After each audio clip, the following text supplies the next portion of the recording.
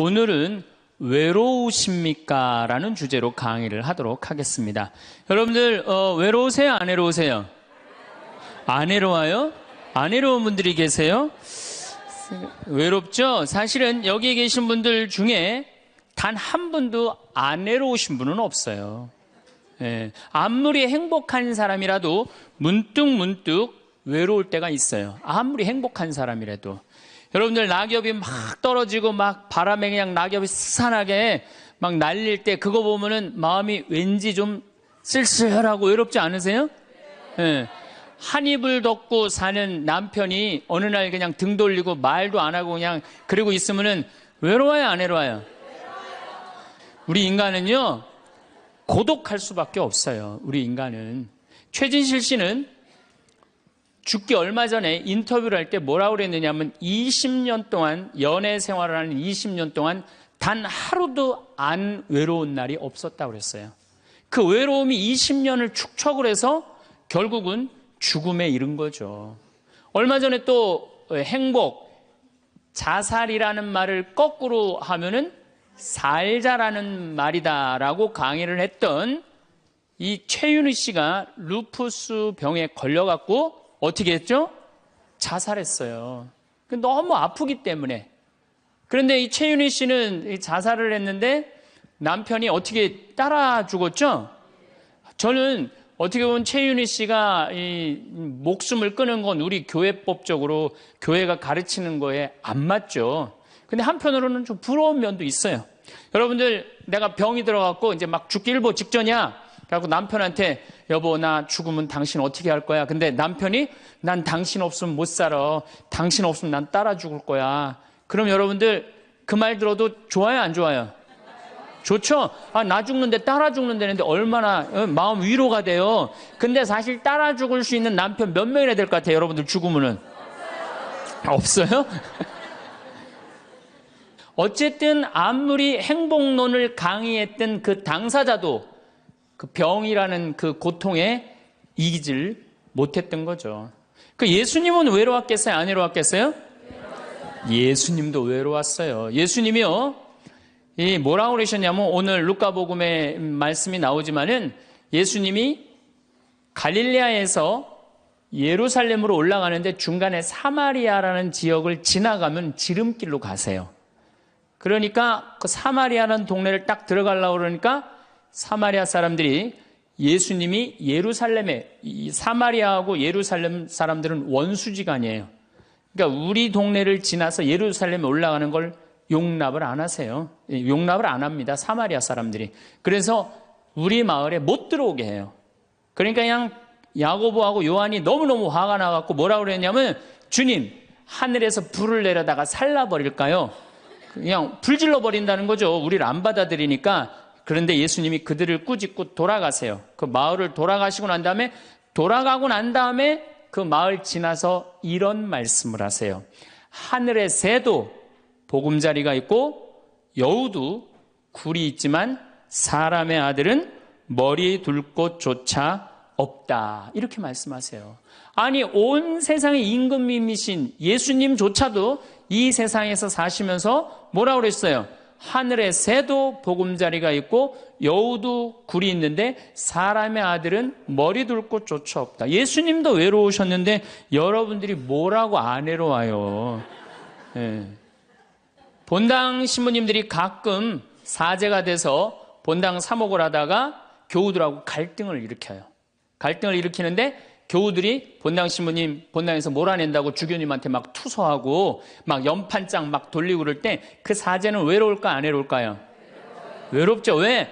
정말로 하느님 나라를 위해서, 하느님의 교회를 위해서, 그 교회의 구성인 교우들을 위해서 장가도 안 가고 말이야, 혼자 독신으로 그 교우들을 위해서 온전히 삶을 봉헌했는데 그 교우들이 자기를 몰아낸다, 자기를 투소한다, 정말로 모든 걸 바쳤는데 그 바친 당사자들이 자기를 미워할 때 사제는 고독할까요? 안 고독할까요? 고독할 수밖에 없어요.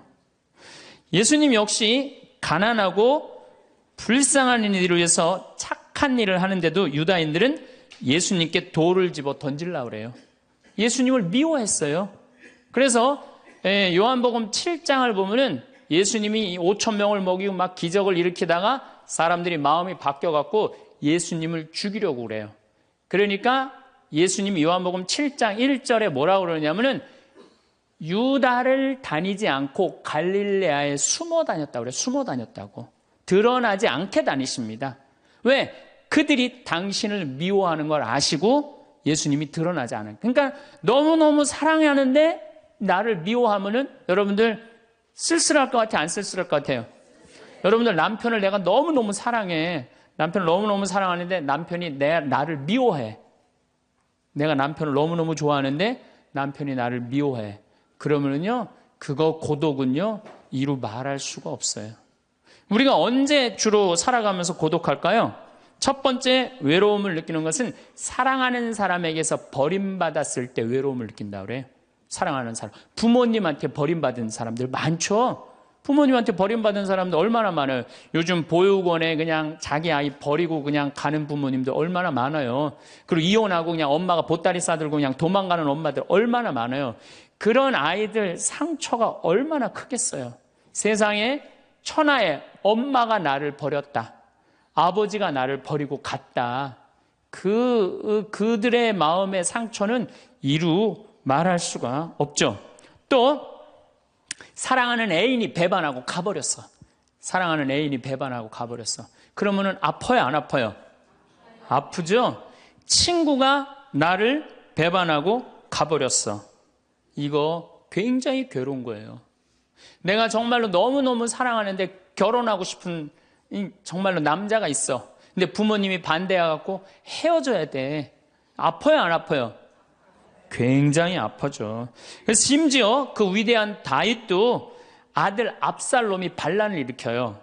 아들이 압살롬이라는 아들이 있는데 반란을 일으켜갖고 다윗이 도망 나갑니다. 예루살렘에서 그냥 급히 도망을 나가면서 이런 시를 불러요. 시편 3편에 주님, 저를 괴롭히는 자들이 어찌리 많습니까? 저를 거슬러 일어나는 자들이 많기도 합니다. 하느님께서 저자를 구원하실성 싶으냐? 저를 빈정대는 자들이 많기도 합니다. 이런 얘기를 해요. 그러니까 다윗도 결국은 누구한테 버림을 받기 시작하냐면 아들한테 버림을 받아요. 그리고 결국은 그 아들은 요압이라는 다윗의 총사령관한테 표창에 맞아 죽고. 그러니까 얼마나 아프겠어요. 인간은 어떤 종류의 인간이든지 이런 아픔 속에서 살아갈 수밖에 없다. 사랑하는 사람을 만날 수 없다는 사실, 숨을 쉴 수조차 힘든 거죠. 이거를 불가에서는 뭐라고 그러냐면 애별리고라고 그래. 애별리고. 사랑하는 사람하고 헤어지는 고통. 이게 가장 큰 고통이라고 그래요. 우리 신학생들, 참 나는 우리 신학생들만 보면은요, 너무너무 거룩하고 아름답고 순결해요.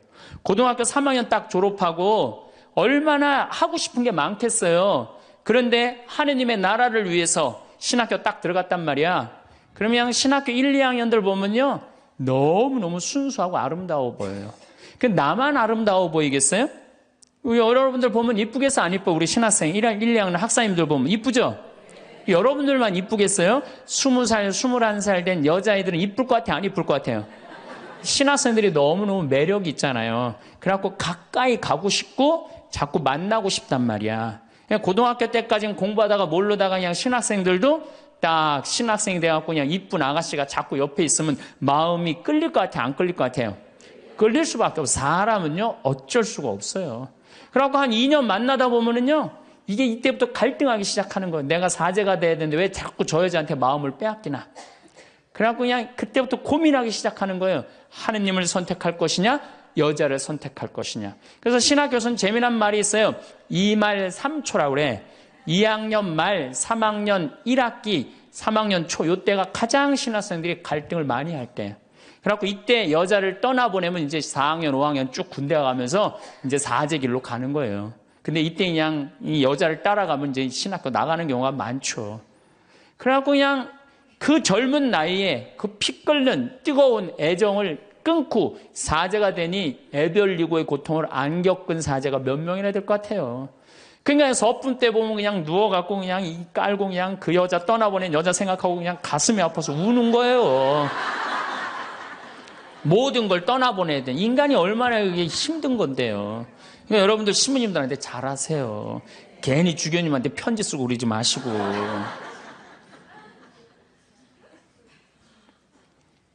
예수님은 마지막 날에 제자들이 예수님을 다 버리고 갔어요.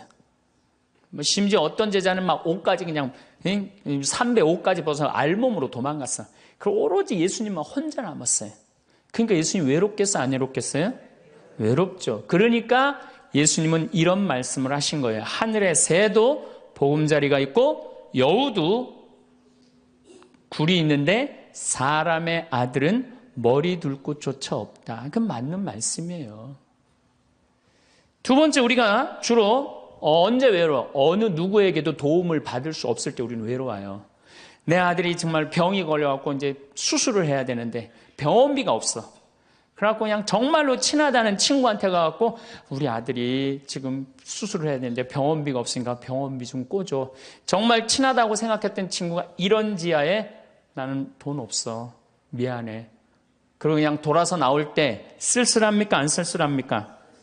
심지어 어머니 뱃속에서 같이 태어난 형제한테 도움을 청했는데도 그 형제가 집을 잡혀갖고 대출이라도 받아서 해줘도 전찬을 판국인데 냉정하게 돈 없다고 거절당할 때 우리 인간은요 그럴 때 세상에 홀로 떨어져 있는 그런 기분을 드는 거예요. 또 언제 외로워요? 내가 40살 이제 45, 46이 돼갖고 애 대학도 들어가야 돼갖고 학비도 지금 등록금도 준비해야 되고 아파트 부금도 보여야 되는데 그냥 직장 상사가 부르더니 해고 통지를 딱 했어. 그럼 이 40대 가장은 얼마나 쓸쓸하겠어요. 갈 데가 아무 데도 없는 거죠. 대학이라고 졸업은 해놨는데 나를 필요로 하는 데가 아무 데도 없네. 아무리 그냥 원서 지원서를 100통을 써도 그냥 나한테 연락해주는 사람 하나도 없어. 이럴 때 나를 필요로 하는 사람이 아무도 없을 때 우린 외로운 거예요. 더욱이 그냥 더 힘든 사람들은 어떤 사람들이에요? 철거민들. 갈 데는 없고 겨울은 다가오는데 그냥 내가 그냥 집을 다 부셔갖고 쫓겨날 때 그들의 그 외로움은 이건 또 이루 말할 수가 없죠. 그래서 인간으로 살아가는 한 외로울 수밖에 없어요. 그래서 하이데거라는 철학자는 뭐라고 하냐면 인간은 세상에 내던져진 존재라고. 내던져진 존재. 여기 여러분들 중에 태어나고 싶어서 태어나신 분들 계세요? 한 분도 없죠? 내던져진 거예요, 세상에. 귀양 내던져질 거면 삼성 이건희 회장님 집에 내던져지든지 아니면 정주영 회장님 집에 내던져지든지 그러면 그냥 팔자라도 편안할 텐데 내던져지고 보니까 그냥 똥구멍이 찢어지게 가난한 집에 그냥 내던져진 거야. 그래갖고 그냥 인생 그냥 피곤한 거죠. 그리고 귀양 태어날 거면은 장동건이나 고소영 씨처럼 얼굴이 잘생기거나 이쁘게라도 태어나면은 얼굴로라도 먹고 사는데 또 가난한 집에 내던져졌는데 얼굴은 또 씹다 뱉은 수제비 같이 생겨버렸네. 요즘은 그냥 막 텔레비전 막 이런 시대 아니에요. 그래갖고 그냥 키 크고 잘생기고 막 이런 거에 그냥 뭐든지 그냥 사람들이 그냥 눈이 멀어 있잖아요. 근데 그냥 생긴 건 씹다 뱉은 수제비 같이 그냥 이렇게 살아가는 사람들은 인생을 힘들게 살아갈 수밖에 없다는 거예요. 그런데 그런 사람들이 95%가 그렇다는 거예요. 95%. 저나 여러분이나 내가 항상 하는 얘기지만 내 얼굴 이거 씹다 뱉은 수제비 같이 생겨갖고 이거 얼굴로 먹고 살기는 틀린 거죠. 다 평범하게 태어나는 거죠. 또 우리 언제 외로워요? 말이 안 통할 때 외로워요. 남편하고 말이 안 통할 때, 자식하고 말이 안 통할 때, 특별히 가족 간에 말이 안 통할 때 참 외로워요. 제가 미국에 강의를 한 2년 동안 이렇게 쭉 다녀보니까 깜짝 놀라는 일이 있어요. 엄마 아빠는 영어를 못하고 애들은 영어만 하는 거예요. 그러니까 애들은 그냥 막 영어를 너무너무 잘하고 애들 하는 말을 엄마 아빠가 못 알아듣는 거예요. 그러니까 엄마 아빠하고 말이 안 통하는 거 애들하고 기본적인 거 밥 먹어라, 학교 갔다 와라 이거 외에는 말이 안 통하는 애들이 참 많더라고요. 정말로 그건 이제 점점 외로워지는 거죠. 그래서요 뉴욕에요 60세 넘은 할머니 할아버지들이 작년에 한 60명이 자살을 했대요. 외로우니까.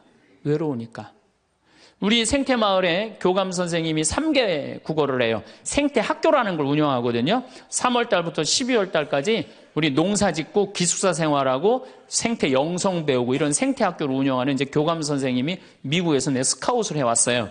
스카웃을 해왔는데 이 교감 선생님 아들이 미국 컬럼비아 대학 4년 장학생이에요. 미국에서 태어난 거죠. 나도 한번 만나봤는데 애가 굉장히 괜찮아요.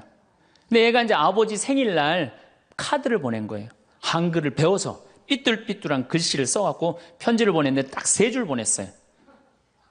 아버지 사랑합니다. 아버지 생일 축하합니다. 그리고 맨 끝에 뭐라고 썼느냐면은 네 아들 윤진이가 이렇게 해서 보냈더라고요. 말이 안 통하는 거지. 말이 안 통하는 거지.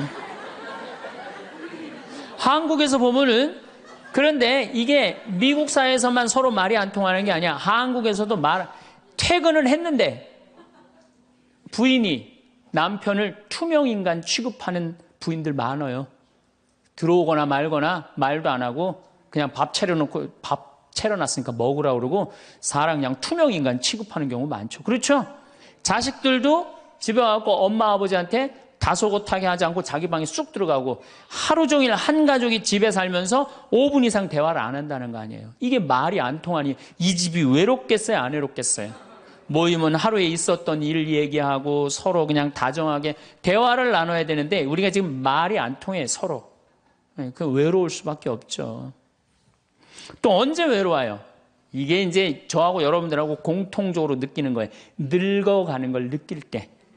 내가 뭔가 하나씩 뺏겨가는 걸 느낄 때 그때 외로워요. 내 젊음이 하나하나 떨어져 가는구나. 제가 굉장히 눈이 좋았어요. 1.5, 어떨 땐 2.0까지 나왔어요. 근데 요즘 핸드폰에 메시지가 오면은 일단은 내가 인상을 써요. 인상을 쓰고 이렇게 멀리 보기 시작해. 안 보이는 거, 글자가.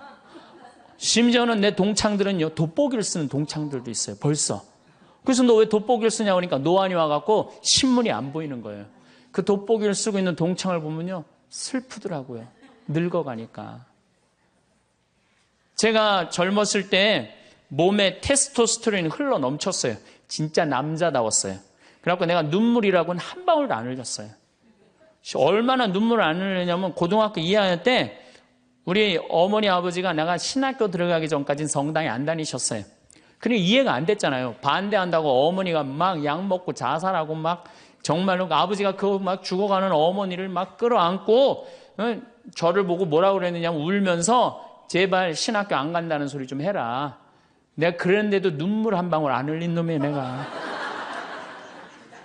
물론 우리 어머니 아직도 안 돌아가셨어요. 아직도 안 돌아가시긴 했는데. 그런데 내가 나이가 46인데 이상한 일이 벌어졌어요. 내 몸에서 이제 테스토스테론은 안 나오고 남성 호르몬은 안 나오고 에스트로겐, 여성 호르몬이 나오는 모양인 것 같아요. 지난 2월 달에 우리 김연아 선수가 동계올림픽 금메달 땄잖아요. 따갖고 그냥 더욱이 또 우리 세례 받았잖아. 근데 내 딸이 그냥 금메달 따갖고 그냥 동해물가 올라가는데 그냥 그 묵주 반지가 딱 보이는데 눈물 한 방울 딱 떨어지는데 아니 김연아 선수 눈물 한 방울 떨어지는데 왜 내 눈에서 눈물 10방울이 떨어져? 자동이야 자동. 요즘은 그냥 텔레비전에서 슬픈 것만 봐도 어떻게 돼요? 눈물이 뚝뚝 떨어져요. 내가 이제 늙어가고 있는 거예요. 네. 내 몸에서 이제 여성 호르몬이 나와갖고 자꾸 감성적으로 되는 거예요. 감성적으로. 반대로 여자들은 몸에서 이제 에스트로겐은 안 나오고 테스토스테론이 나와요. 남성 호르몬이 나와요. 그래갖고 50 넘은 여자들을 보면요, 여자 같은 여자는 하나도 없어요. 깡패 같은 여자들만 그냥 천재 있어요. 깡패 같은 여자. 그냥 몸에서 근데 에스트로겐이 빠져나가면은요, 여성 호르몬이 빠져나가면은요, 기억력도 같이 빠져나간대. 기억력도. 그래갖고 그냥 장을 보러 나가야 되는데 그냥 지갑을 어디다 놔뒀는지 알 길이 없는 거야. 온 집안을 다 뒤져도 지갑이 없는 거예요. 그래갖고 열받는다고 냉장고 딱 열어보니까 김치통 위에다 지갑 딱 올려놔. 아이고 내가 왜 이럴까. 심지어는 어떤 분은 막 1층에서 2층 올라가면서 올라가는 중간에 무슨 일을 하러 올라가는지 까먹는 분도 계세요. 그런 분들 많죠? 더 심각한 분은 어떤 분이냐면 1층하고 2층 중간에 서서 고민하기 시작하는 거예요. 과연 내가 지금 2층에서 내려오고 있는 중이었을까? 1층에서 올라오고 있는 중이었을까? 깜짝깜짝 놀라는 거죠. 심지어는 저는 어떤 분까지 봤느냐면은 핸드폰을 하면서 지금 내가 핸드폰을 찾는데 내 핸드폰 어디 있지? 이러고 있는 사람들도 있어요. 그런 분들도 있어요. 늙어가는 거죠. 늙어가는 건 굉장히 슬픈 거예요. 젊음을 빼앗기는 거, 이런 것들이 자꾸 우리를 슬프게 하죠. 한숨이 나오죠. 더욱이 아줌마들은요, 40이 넘으면 확 갑자기 몸에 얼굴이 열이 확 올라왔다가 열이 확 식었다가 그러죠. 감정의 기복도요, 막 기뻤다가 슬펐다가 분명해요. 울었다 웃었다가 분명해요. 그러면 자식 붙잡고 네가 인생을 어떻게 살라고 그러냐고 막 울다가 갑자기 그냥 성당 친구가 전화 오면은 언제 그랬냐는 듯이 내가 오늘 신부님을 강의를 들었는데 너무 재밌다고 막 깔깔깔깔거리고 막. 그러면 아들이 딸이 엄마 도대체 왜 그래? 이 소리를 들으면요, 여러분들은 심각하게 늙어가고 있는 거예요. 엄마 도대체 왜 이래? 내가 이제 늙어가는 거죠. 그럴 때 우리 인간은 외로움을 느낀다는 거죠. 우리가 언제 외로울까요? 아플 때 외롭다 그래요. 아플 때. 구약의 유명한 욥은 온몸에 종기가 나서 사람들이 자기를 무시할 때 이런 노래를 부릅니다.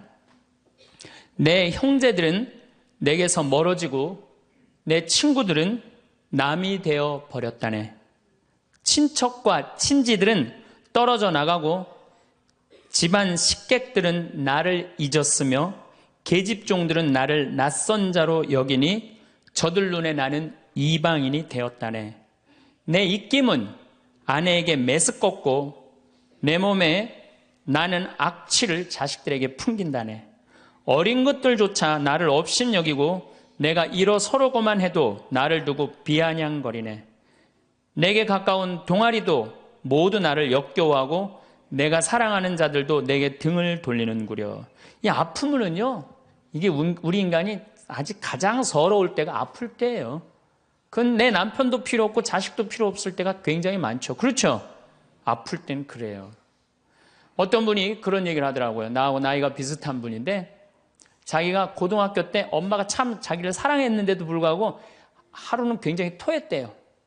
근데 밤새 토했는데 엄마가 나 토하는 걸 아는데도 문 한 번 안 열어봤을 때 그렇게 외롭고 쓸쓸하고 지금도 그 20몇 년 전 그 생각을 하면은 지금도 외롭고 섭섭하다는 거예요.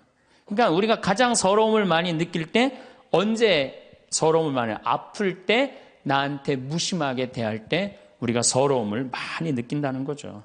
그래서 시편 69편에 이런 얘기가 있어요. 하느님, 저를 구하소서. 목까지 물이 들어찼습니다. 깊은 수렁 속에 빠져 발 디딜 데가 없습니다. 물속 깊은 곳으로 빠져 물살이 저를 지칩니다. 소리 지르느라 지치고 저의 목도 쉬었습니다. 저를 까닭 없이 미워하는 자들이 제 머리카락보다 많습니다. 제가 빼앗지도 않았는데 물어내라 합니다. 저는 제 형제들에게 남이 되었고 제 어머니의 소생들에게 이방인이 되었습니다.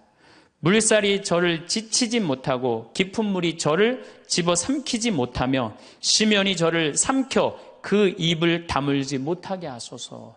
인간은 이렇게 누구나 다 힘들고 외롭다는 거예요.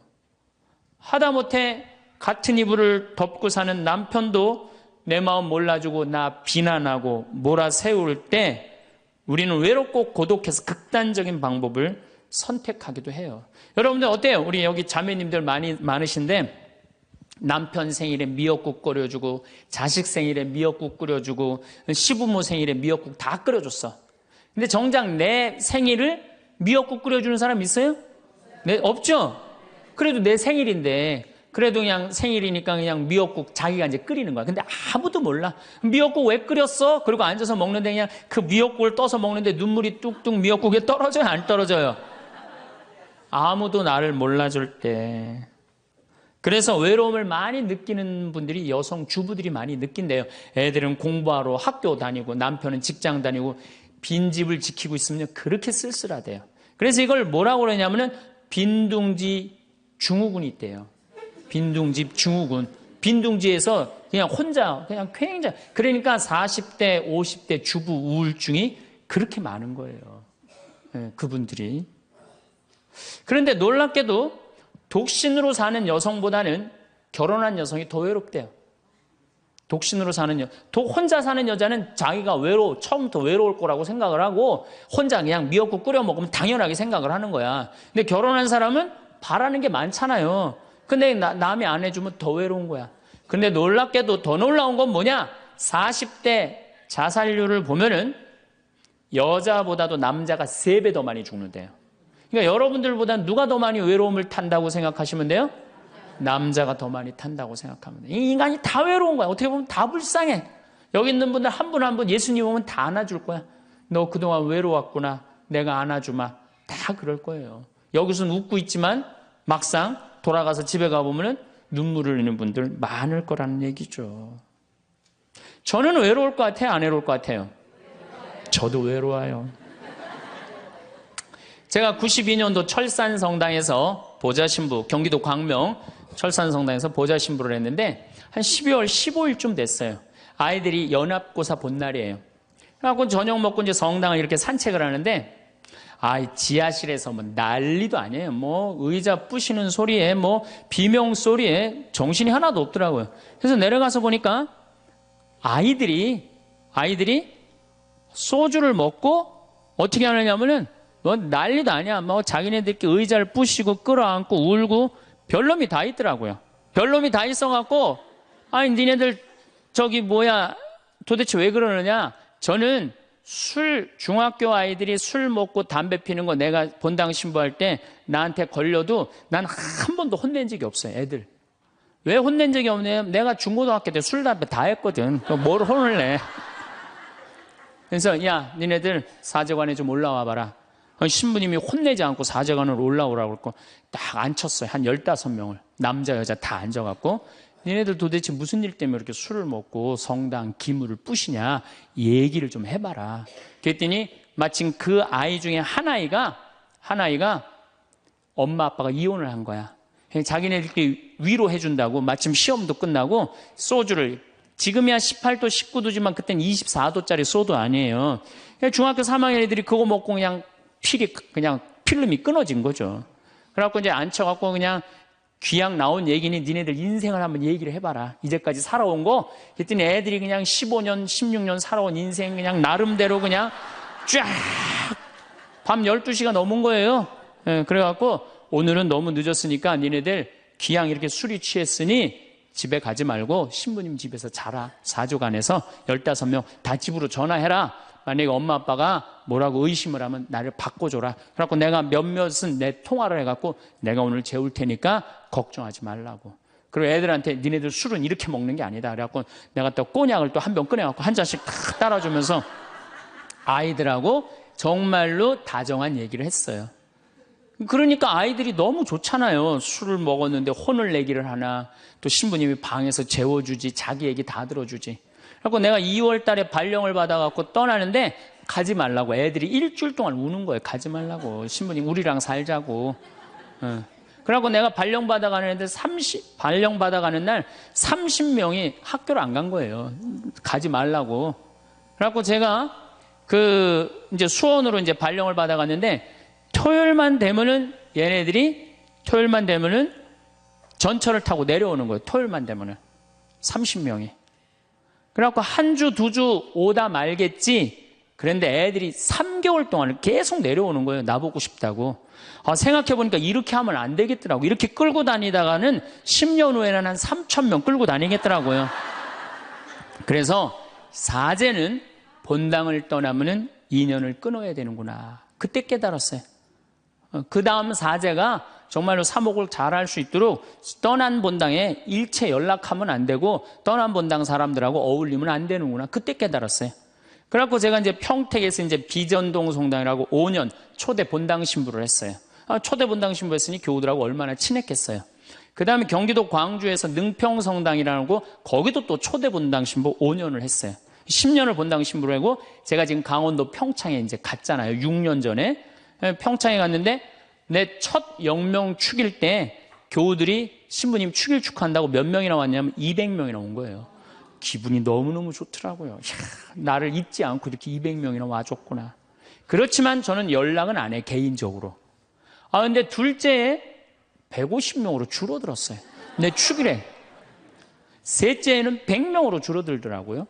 뭐 계속 연락은 안 하니까 넷째 해는 50명으로 줄어들었어요. 작년에는 30명으로 줄어들더니 올해 내 축일에는 17명이 딱 앞에 그냥 쭉 한 줄 앉아 있는데 외롭더라고요. 근데 사실은 그 200명에서 17명까지 줄어들 때 누가 연락을 안 하고 산 거예요? 내가 연락 안 하고 산 거예요. 사실은 그 외로움을 누가 먼저 만들었냐면 내가 먼저 만드는 거예요. 여러분들 외로운 분들 보면은요, 사실은 어떻게 보면은 다 본인이 담을 쌓고 살기 때문에 외로운 거지, 본인이 마음에 담을 허물면요 절대 안 외로워요. 근데 담 쌓고 사는 경우 많죠. 형제나 친척이 잘못하면은 내가 니네들하고 연락하고 사나 봐라, 그리고 딱 인연 끊어버리잖아요. 그러니까 우리가 외로움은 점점 우리를 더 힘들게 만들어요. 대한민국 사람들이 굉장히 외로운 것 같아요. 대한민국의 명장면이 하나 있어요. 저는 이해가 안 가는 장면 하나 있어요. 대한민국 사람 참 외롭구나, 대한민국 아줌마들이 외롭구나를 느끼는 장면 하나가 있어요. 그게 뭐냐면 연예인들 군대 갈 때예요. 아니, 연예인들 군대 가는데 왜 아줌마 500명이 따라가? 자기 아들 군대 가는 것도 아닌데. 그래갖고 그냥 거기다가 막 기다린다고 그러고. 그러니까 어디 마음을 열어놓을 데가 없는데 그 연예인한테 마음을 열어놓고 사는데 그 연예인이 2년 동안 안 보인다고 그러니 얼마나 슬퍼. 그러니까 그 앞에서 우는 거예요. 참 그 슬픈 장면이죠. 이렇게 만만치 않은 인생살이 살아가기 힘들 때 사람들은 극단적인 방법을 택합니다. 너무 외로울 때, 절망이 끝에 달할 때, 키에르케고르라는 철학자는 죽음에 이르는 병을 절망이라고 그래요. 절망. 외로움에서 끝에 아무도 내 옆에 없구나, 이런 절망에 할 때 죽음에 이른다는 거죠. 근데 우리나라는 놀랍게도 자살률이 세계 1위예요. OECD 국가 중에 자살률이 세계 1위예요. 얼마나 많이 죽느냐 하면은 1년에 15,413명이 죽어요. 1년에. 그러니까 무슨 얘기냐면은 하루에 50명씩 죽는다는 얘기예요. 하루에 50명씩. 그것도 자살로 50명씩 죽는 거야. 초, 중고등학교 학생 자살 세계 1위예요. 하루에 거의 1.5명씩 죽어요. 40대 자살률 세계 1위예요. 하루에 거의 8명씩 죽어요. 60대 자살률 세계 1위예요. 하루에 12명 정도 죽어요. 더욱이 60세 우리 할머니 할아버지들 30대 40대 이 죽는 거의 원인의 1위는 뭐냐면요, 자살이에요. 자살. 근데 60세는 10만 명당 미국이 10명에서 11명 자살합니다. 일본이 10만 명당 35명 자살해요. 근데 우리나라가 10만 명당 몇 명이 자살하냐면 71명이 자살해요. 그러니까 대한민국의 할머니 할아버지들이 더 외로운. 그러니까 우리나라는 애들도 외롭고 어른들도 외롭고 할머니 할아버지도 외로운 거예요. 그러니까 자살하는 거죠. OECD 경제개발협력기구 국가 중에 자살률이 제일 없는 나라가 어느 나라냐면 그리스라는 나라예요. 이 나라는 몇 명이 자살하느냐면 10만 명당 2.6명이 자살을 해요. 2.6명이. 근데 우리나라는 10만 명당 몇 명이 자살하면 28명이 자살해요. 대한민국이 이게 외로운 병이 너무 센 거예요. 그러니까 10만 명당 28명이나 자살을 하는 거죠. 여러분들 죽는 원인을 보면 1위가 암이야, 암. 1위가 암이고 2위가 뇌질환이야, 뇌질환. 3위가 심장질환이에요. 3위가 심장질환. 4위가 뭐냐면 바로 자살이에요. 그러니까 자살은 큰 병이라는 거죠. 대한민국을 병들게 하는 큰 병이라는 거죠. 자식한테 버림받고 아내한테 버림받고 사회에서 버림받고 더 이상 사회에서 필요 없다는 생각, 더 이상 이 세상에서 살아갈 이유가 없다고 생각할 때 자살이라는 걸 선택한다는 거죠. 우리가 여러분들 이 죽음이라는 게 얼마나 무서운 거예요. 어떤 사형수가 교수대에 올라가다가 그 교수대 올라가는 계단이 썩었나 봐요. 그래갖고 계단에 딱 떨어졌어. 미끄러져갖고 떨어지고 한 말 있잖아요. 하마터면 죽을 뻔했다고. 바로 죽기 직전까지 우리 인간은 무슨 끈을 놓지 않아요? 삶의 끈을 놓지 않아요. 그럼에도 불구하고 죽음을 선택한다는 건 그만큼 괴롭다는 거예요.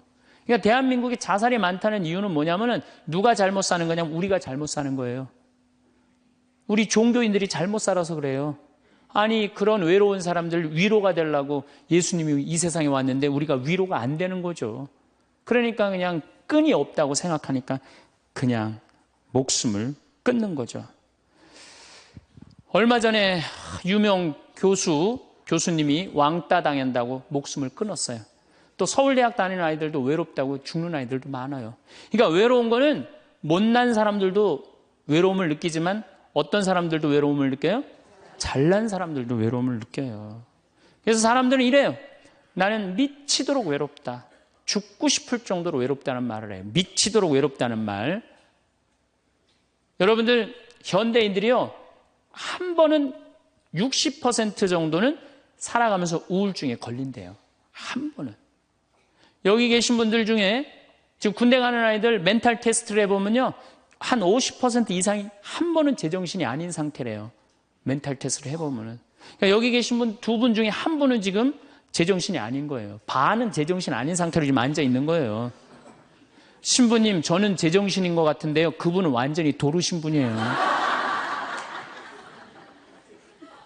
왜 제정신이 아닌 상태에서 우리가 지금 살고 있느냐? 텔레비전 보면요. 기가 막힌 거 많이 나와요. 보험금 타먹는다고 한 10년 전에 자식 손가락 자른 아버지 생각나시죠? 네. 그리고 얼마 전에는 초등학교, 중학교 애들이 초등학교를 발로 차갖고 그냥 공중에 뜬 거 재밌다고 동영상 찍어갖고 올려놓은 그 제정신이에요? 제정신 아니에요? 제정신 아니에요. 부모가 자식 죽이고 자식이 부모 죽이고 남편이 아내 죽이고 아내가 남편 죽이고 이게 우리가 다 제정신이 아니에요. 100년 전 조선시대 사람들을 데려다 놓고 100년 전 조선시대 사람을 데려다 놓고 한번 여러분들 요즘 사회 뉴스를 한번 보게 하세요. 그 사람 미칠 것 같아요? 안 미칠 것 같아요? 근데 여러분들은 그거 매일 죽이고 살인하고 강간하고 뭐 아이들만 성추행하고 이러는 거 보는데도 여러분들 왜 안 미쳐요? 이미 어느 정도 미쳐 있어. 미쳐 있기 때문에 그걸 봐도 안 이상한 거예요. 그러니까 우리가 잃어버린 마음을 찾아야 된다는 거죠. 잃어버린 마음을. 그러니까 외로운 사람들끼리 서로 모여서 서로 위로가 돼야 되는데 외로운 사람들이 뭘 하느냐면 컴퓨터 게임에 미쳐 있는 거예요. 컴퓨터 다 사람은 안 만나고 기계만 만나는 거예요. 그러니까 더 미치는 거죠. 더 미치는 거예요. 그래서 우리가 이런 외로움을 극복하려고 그러면은 정말로 서로 사랑해야 돼요. 예수님 말씀처럼 우리가 서로 사랑해야 돼요. 서로를 배려해주고 서로를 신경 써주고. 근데 우리는 이게 서로 사랑하고 서로 배려해주는 게 부족한 거죠. 굉장히 이기적으로 사는 거죠. 이기적으로. 그럼 여러분들은 언제 외로움을 정말로 극단적으로 느끼느냐? 자식한테 기댈 때.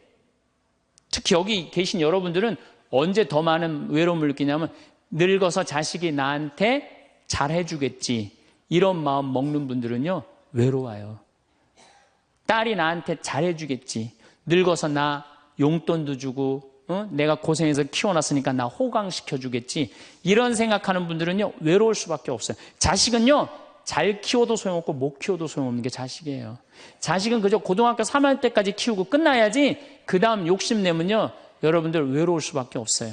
그러면은 못 키운 자식이 왜 소용없어요?